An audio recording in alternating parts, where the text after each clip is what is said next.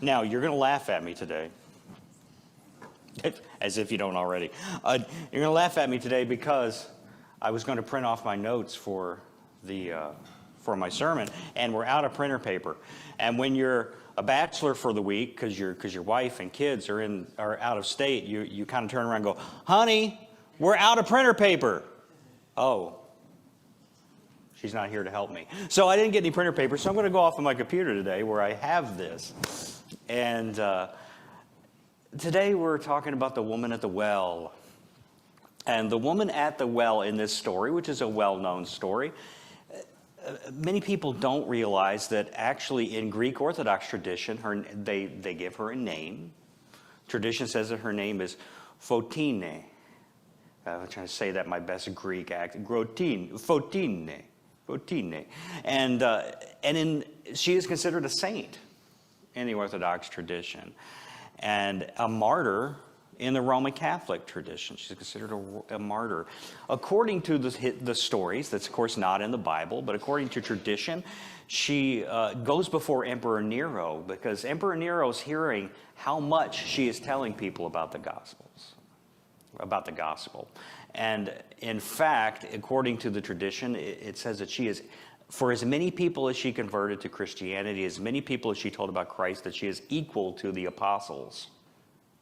Equal to the apostles. And Emperor Nero, supposedly, after hearing her and talking to her, throws her down a well. And that's what happens to Fotine, if that was indeed her true name. And she's not exactly the person that fits perfectly into the mold of who we would call a saint, or at least especially who they would have called a saint then, right? There's a lot of, for one thing, she's a Samaritan. She's a Samaritan who were people at the time that the Jews looked very down upon. Okay, for various reasons, which I think we've talked about before, but the Jews didn't consider them fully Jewish and didn't therefore consider them foreigners and looked down upon them. You heard the talk of her having 5 husbands. Now, that would have been quite the scandal at the time, during that time in history in that region. Even beyond that, the other scandal, she's a woman. Now, how can a woman be equal to the apostles? She's not someone that necessarily fits into that little mold of who would be a saint.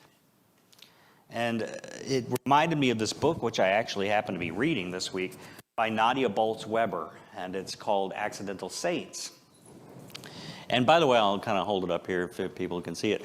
But if you're not familiar with Nadia Bolz-Weber, we might do a book study maybe of this book here eventually with her. She's a pastor in the Lutheran Church, and she is actually going to be the keynote speaker at our General Synod, at the United Church of Christ General Synod this year.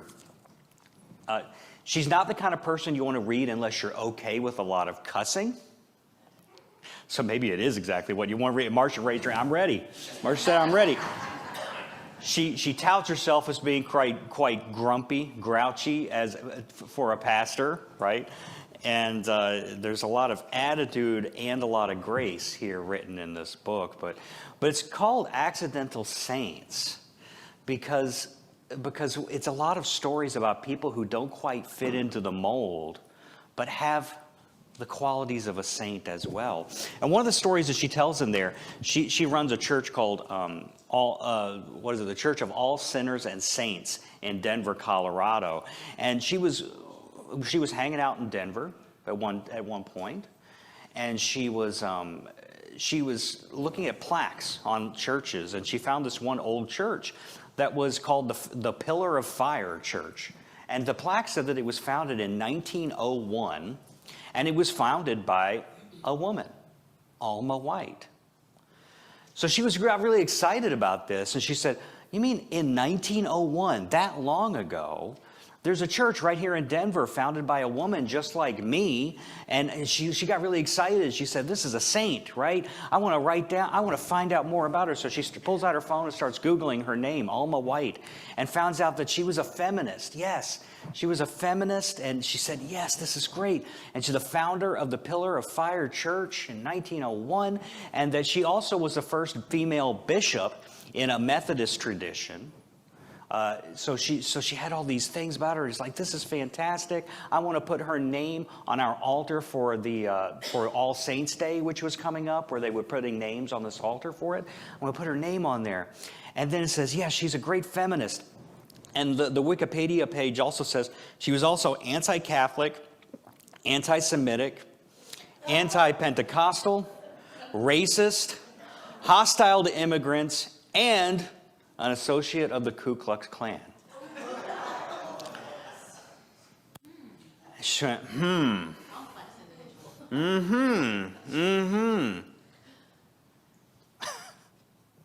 So she wasn't quite sure what to do with that information. Took a lot of prayer about all right, well, now what do I do with this? Because she got really excited about, maybe this is like a role model for me. Maybe this is a hero. And then she saw this, she went, oh, maybe that's not the kind of person I want to hold up as a saint on All Saints Day. But not everybody that we really hold up in society fits the mold of being a saint, do they? Even some people that we really hold dear, someone like, for instance, Martin Luther King Jr. If you've looked into his history, there's some evidence that he was actually quite the womanizer. So there were some flaws, some kinks in that armor, wasn't there? How about Abraham Lincoln? I'll look up to Abraham Lincoln. But his original goal was not at all to free slaves. That's something that we kind of forget in history. And he actually said, if I can preserve the Union without freeing a single slave, I will do so. He actually it took a lot of people to convince him, like Frederick Douglass and others, to really convince him that that he needs to free the slaves for real. He wanted to send all black people away and make another colony in Africa or in Costa Rica and send them all away there is what he actually wanted to do. And he only made the Emancipation Proclamation because he needed more soldiers, really, in the Civil War for the North. Thomas Merton, that's one of my favorite spiritual writers. He was a monk and a priest, and he also appeared to be having an affair with a woman, which in and of itself we don't think of as too bad, except that he had 2 vows of celibacy as a priest and as a monk. There's a little kink in that armor there. How about Pete Rose, sports fans? Pete Rose, how often does that debate come up whether or not he should be allowed into the Hall of Fame, into the Baseball Hall of Fame, because of his scandals involving gambling? But many people consider him one of the best players to ever have played the game. So maybe there isn't a mold of who should be a saint. Instead of being a cookie cutter, maybe it's kind of more like one of those little no-bake cookies that you just kind of plop down on the pan. More like a blob. We try to redeem people. We try to be like Jesus, sitting by a well, just waiting for someone to come by so that we can fling some grace upon them and declare them forgiven and saved. But reality is a lot more complicated than that, isn't it? Sometimes we're unable to redeem people even despite our best efforts. I'd kind of be remiss not to mention the email that went out this week, that if you saw that, someone that we recently tried to really help out and that harmed somebody. We have to point out that how many tries does it take? How many drinks from the well? Jesus here says that one drink from his well, we will never be thirsty again. What does that mean? It wasn't coffee he was drinking from that well. Does it mean that we'll never desire anything again, never yearn for things that we shouldn't want? The one thing that our soul desires most is God, even when we're unaware of that. Jesus is the fountain of life, and in his light we see light. That's what it says in Psalm 36. But just seeing the light doesn't make us perfect. No, it makes us aware of something that was already true, that God loves us. And it puts us in a state of grace so that we can enjoy that love. But it doesn't make us perfect. So is there a hole in the bucket that we use to draw that water of life up from the fountain, from the well? Like we don't really get that full drink of grace that we were given? Is that the problem? You guys remember the old song, and maybe you sung as kids, "There's a hole in the bucket"? There's a hole in the bucket, dear Liza, dear Liza. All right. And then what's Henry's response? Or Liza's response? Mend it, dear Henry, dear Henry, dear Henry. Then mend it or fix it, dear Henry. Then what does Henry say? With what shall I fix it, dear Liza, dear Liza? With a straw, dear Henry, dear Henry. The straw's too long, dear Liza, dear Liza. Then cut it, dear Henry. With what shall I cut it, dear Liza? With a knife, dear Henry. No, it doesn't come out sounding very smart in this. Dear Henry. But the knife is too dull, dear Liza, dear Liza. Then sharpen it, dear Henry, dear Henry. She's getting a little frustrated now. On what shall I sharpen it? On a stone, dear Henry, dear Henry. The stone's too dry, dear Liza. Well, wet it, dear Henry. With what shall I wet it? Try water, dear Henry. With what shall I fetch it, dear Liza? In a bucket, dear Henry, dear Henry. But there's a hole in the bucket, dear Liza, dear Liza.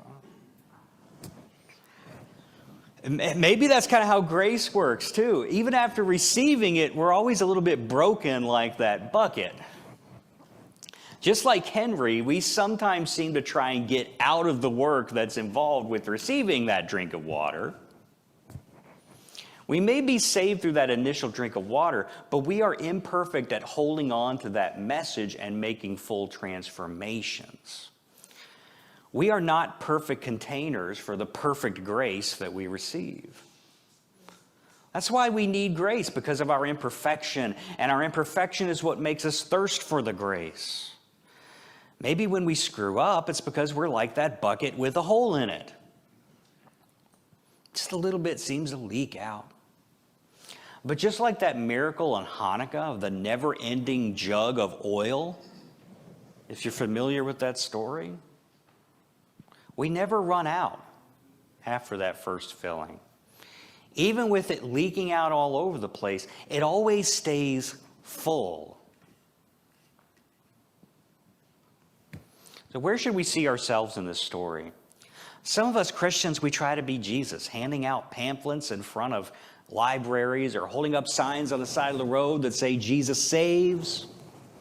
Or sometimes more reasonably, inviting people to church services or activities, trying to share the water with which we have been so satisfied. Sometimes we try to see Jesus in those who are in need. Like in Matthew 25, when Jesus equates himself with the least of these. I think maybe Nadia Bolz-Weber here gets it right when she says that Jesus is in the need itself. Maybe sometimes it's best metaphorically to not see Jesus as the Redeemer or the redeemed. Jesus is the redemption itself, the embodied act of salvation. Jesus is the word and action of God in human form. We may fail to help others and ourselves live out our state of redemption. But redemption is still real because Jesus Christ is real. It's in redemption that we see Jesus Christ. And that is where we put our faith. And it's risky sometimes to put ourselves out there, the imperfect buckets that we are, to show someone the way. to give someone a drink. God makes saints out of people that aren't necessarily the best contenders for the title. And we don't know what someone's future may hold. Someone that we may see stealing or lying or hating others today might be tomorrow's saint. We may just be seeing their hole leaking a little bit. Sometimes people even hurt us as we are trying to help them. It's not an easy pill to swallow. But if you've ever tried to hold down a pet to clip their nails, or hold down a toddler to give them a shot, then you know that sometimes people viscerally fight back when someone is trying to give them something that they need.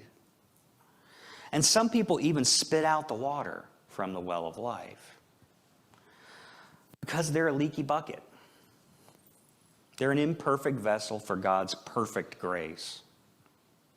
But the grace still comes because it's given. At the Church for All Saints and Sinners in Denver, Colorado, Nadia Bolz-Weber did put Alma White's name on the altar for All Saints Day, very begrudgingly.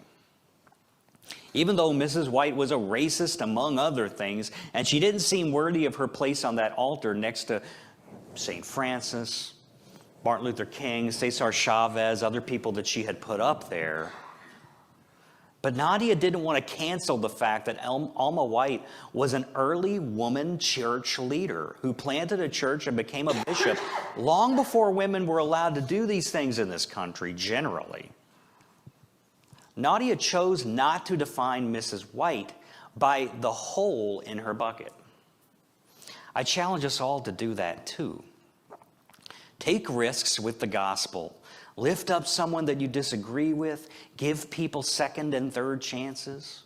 Resist the urge to comment on their Facebook posts and accept their imperfections. One thing we can always do is make sure that their path to the well is wide open, with no obstacles in the way. For all we know, they may be the next Mother Teresa. Amen? Amen. Amen.